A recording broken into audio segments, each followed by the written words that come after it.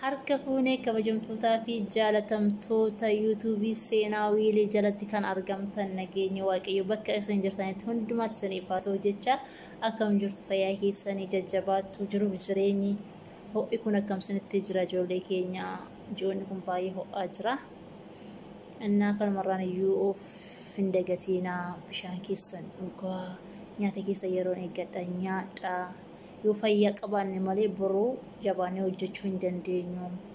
Nagaan hundumaa dursa yoo nagaa qabaanne waan hundumaatti karoora baafachuu dandeenya beektu. Har'a gaafa nagaa qabnu waan hundumtuu nutti fakkaachuu dhiisuu danda'a garuu gaafa waan tokko nu dhukkubu nutti dhaga'ama jechuudha. Nutti beekama wanti sun.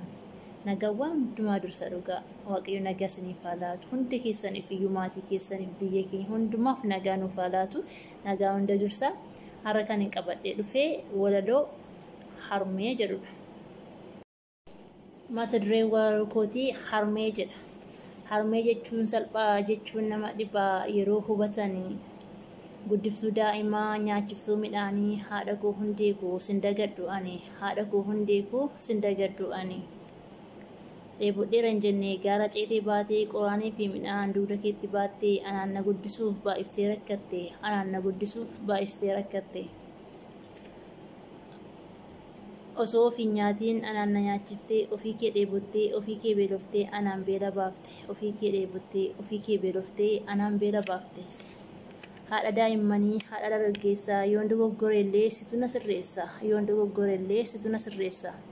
Maatii keenya hundallee sumatu geggeessa marii gaafa hundaa marii gaafa rakkoo sirraa fagaadhullee na dhiba haadha koo sirraa fagaachuun koo na dhiba haadha koo marii gaafa hojii marii gaafa gabaa naaf jiraadhu haadha koo anoosuman qaba naaf jiraadhu harmee koo anoosuman qaba. Kanumarraan kan jiru waaqayyo harmee keenya hundumaaf iyyuu nageenya haa laatu dhugaa haadhi keenya jecha ittiin ibsuun qabu haadha gaafa hin jedhu jechuudha. Waaqayyo waan hundumaa dursa maatii keenya nagaa haa laatu yoo maatiin keenya achi nagaa dhageenya asii boqonnaadhaan hirriba nagaa lafnee hojii keenya nagaa hojjenna. Biyya keenyas maatii keenyas ollaa keenya hundumaa waaqayyo nagaa nuuf haa laatu isiniin jedha.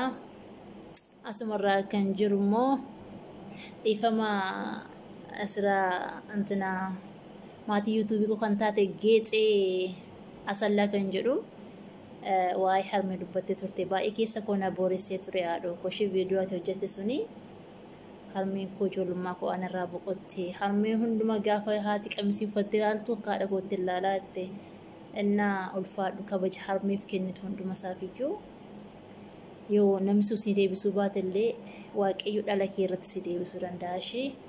Haadhoo kanaaf iyyuu jajjabaadhu hunda keenyaaf iyyuu harmee keenya waaqayyo nagaa nuuf haa laatu isiniin jedha. Innaa ijoollee Oromoo wal jajjabeessaa na jajjabeessaan isiniin jedha.